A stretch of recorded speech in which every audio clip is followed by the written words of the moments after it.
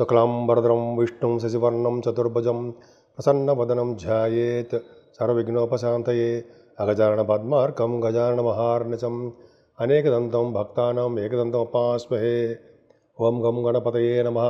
ఓం శ్రీమాత్రే నమః. ఓం శ్రీ గురుభ్యోం నమః.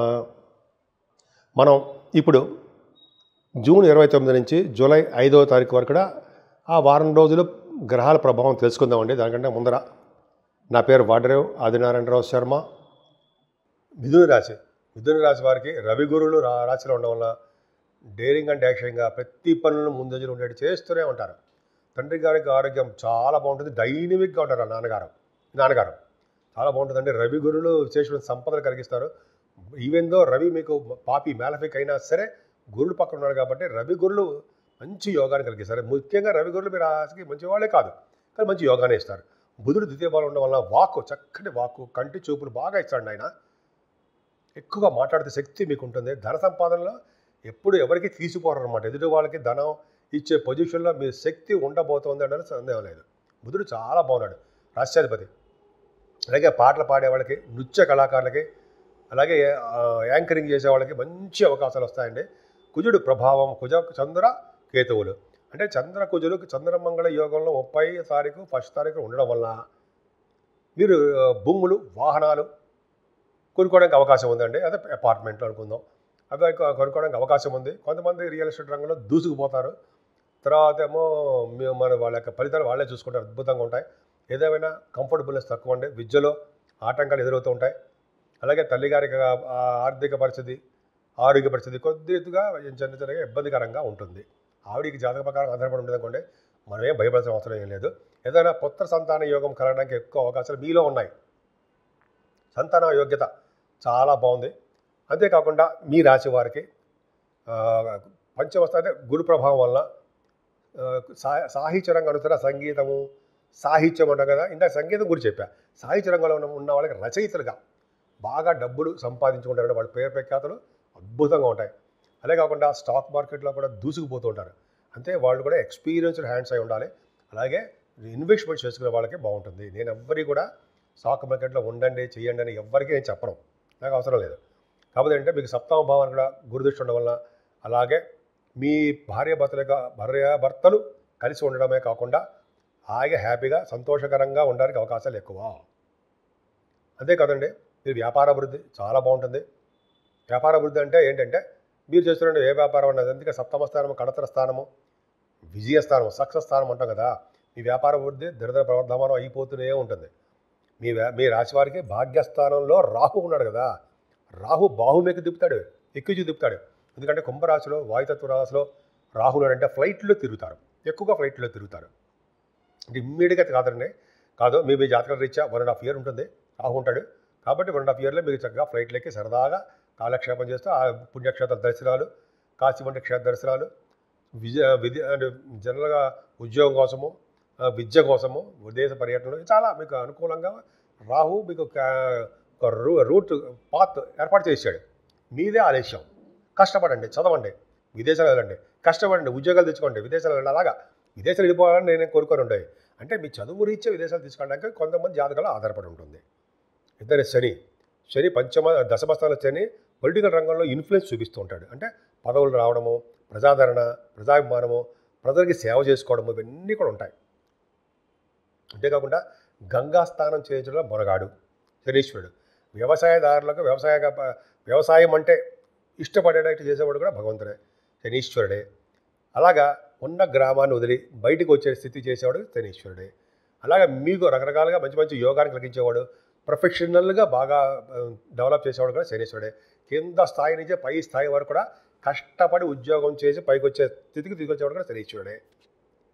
లాభంలో శుక్రుడు అడుగుతారా, మంచి యోగాన్ని కలిగిస్తాడండి. ఫైనాన్షియల్ స్టేటస్ అంటే ఇప్పుడు లాభంలో లేడు, 12వ భావంలోకి వచ్చాడు. 12th హౌస్లో రావడం కూడా మీకేంటి మంచి చేస్తాడు తప్ప చెడు చేయడండి. 29వ తారీఖు 12వ భావంలో ఉన్నాడు. అంటే అమ్మవారి యొక్క దర్శనాలు చేసుకోవడానికి ఎక్కువ అవకాశాలు ఉంటాయండి. అమ్మవారి దర్శనాలు చేసుకుంటూ ఉంటారు. అలాగే మంచి మంచి బట్టలు కొనుక్కుంటారు. మంచి వాటికి డబ్బులు విపరీతంగా ఖర్చు పెట్టేస్తుంటారు. అలాగే ధనాన్ని కూడా ఎలా పోగు చేయాలి, ఎలా సేవ్ చేయాలని కూడా మీకు బాగా తెలుసు. ఈ విధంగా చాలా బాగుందండి. ముఖ్యంగా రాహుకేతుల మధ్యలో 12 రాశుల ఇరుకుపోయాం అంటే ప్రాబ్లమ్స్ ఉన్నాయి. అందుకని ఎట్టి పరిస్థితుల్లో అమ్మవారి గుడికి వెళ్ళడము, దర్శనం చేసుకోవడము, అమ్మవారికి కుంకుమ పూజలు, పౌర్ణమి పూట అమావాస్య పూట హోమాలు, ఇలాగా మనకి శక్తి కొలది మనం అమ్మవారికి దగ్గర అయితే రాహు వల్ల వచ్చే దోషాలు తగ్గుతాయి. అలాగే గణపతి ఆరాధన, లక్ష్మీ గణపతుల యొక్క పూజ, లక్ష్మీ గణపతుల యొక్క హోమాలు అంటారు సరా, అవి డబ్బులు ఉన్నాడు కదా, కొద్దిగా ఫైనాన్షియల్ స్టేటస్ బాగుంటే చేయించుకుంటే కేతు వల్ల వచ్చే దోషాల పరిహారం అయిపోయి రియల్ ఎస్టేట్ రంగంలో దూసుకుపోతారు మీరు. సో ఈ విధంగా చాలా బాగుందండి. మీరు ముఖ్యంగా పూజించవలసిన దేవుడు చెప్పాను ఆల్రెడీ, సుబ్రహ్మణ్య స్వామిని పూజించడం వల్ల అన్ని రంగాల్లో మీరు ముందంజలో ఉంటారు. మేషరాశి నుంచి మీనరాశి వరకు వారికి అందరికి కూడా పరిష్కార మార్గాలు అంటాం కదండి, రెమెడీస్ అంటాం కదా. అసలు ఏం చేసుకుంటే ఈ నెల మొత్తం కూడా జూన్ ఎండింగ్ అనమాట, జూలై నెలలో ఈ వారం రోజులు మనం ఎలా ఉంటాం, మన ఆరోగ్య పరిస్థితి ఎలా ఉంటుంది, మన వ్యాపారాలు ఎలా ఉంటాయి, మన పిల్లలు ఎలా ఉంటారు, ఇవన్నీ తెలుసుకుందామండి. జనరల్గా ఈ ప్లానెట్స్ అన్నీ కూడా, గ్రహాలన్నీ కూడా తమ బాగా అంటే వాళ్ళు రాహుకేతుల మధ్యలో అంటే ఉండిపోవడం వల్ల వారు స్వతంత్రించి విపరీతమైన రాజయోగాలు కొంతమంది కొన్ని గ్రహాలు ఇవ్వలేకపోతుంటారు. ఈ రాహుకేతుల మధ్యలో ఉండిపోవడం వల్ల సర్పదోషం ఏర్పడిపోయింది. ఇంతకుముందు కుజుడు కూడా ఉండిపోవడం వల్ల కుజుడు కూడా సర్పదోషం ఏర్పడిపోయింది. కానీ కుజుడితో కలిసి ఉండడం వల్ల, కేతువు కూడా ఉండడం వల్ల, కేతువుతో కలిసిన రాహుకేతులు ఉండడం వల్ల సవ్యకాల సర్పదోషం ఏర్పడిపోయింది.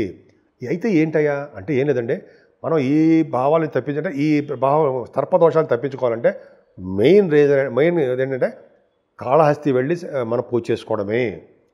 అది ఒకవేళ లేదనుకోండి, మనం అవకాశం ఉండదు, రాహుకేతులు అక్కడ చేయించుకోలేము. మన ఊళ్ళోనే మంగళవారం అమ్మవారిని పూజించినా అది కుదరదండి మనకి. మనం అమావాస్య పూట కానీ పౌర్ణమి పూట కానీ చాలామంది అమ్మవారి గుళ్ళల్లోనే పూజలు చేస్తారు, హోమాలు చేస్తారుంటాయి. అలా చేయించుకోవడం వల్ల మంచి రాజయోగం కలుగుతుంది. అంటే రాహుకేతులలో వచ్చే దోషాలు పరిహారం అయిపోతూ ఉంటాయి. అది గొప్ప అదృష్టం ఉండే. ఆంజనేయ స్వామి కూడా పూజ చేస్తుంటారండి, హోమాలు కూడా చేస్తుంటారు చాలా గుళ్ళలో. అది చేయించుకున్నా సరే అద్భుతమైన సినిమాలో వచ్చే దోషాలు బ్రహ్మాండ పరిహారం అయిపోతూ ఉంటాయి. కేతు ఏంటి, అప్పుడు కూడా ఇబ్బంది పెడుతూ ఉంటాడు. ఆయన మంచి వాటికి కూడా చిన్న ఇబ్బంది కలగడానికి అవకాశం ఉంటుంది. అందుకనే ఎవరైతే గణపతి ఆరాధన చేసి సుబ్రహ్మణ్య స్వామి పూజలు చేస్తూ ఉంటారో, అంటే పౌర్ణమి పూట కుదరపోయింది, వినాయకుడికి మనం దండ పెట్టుకోలేము, పౌర్ణమి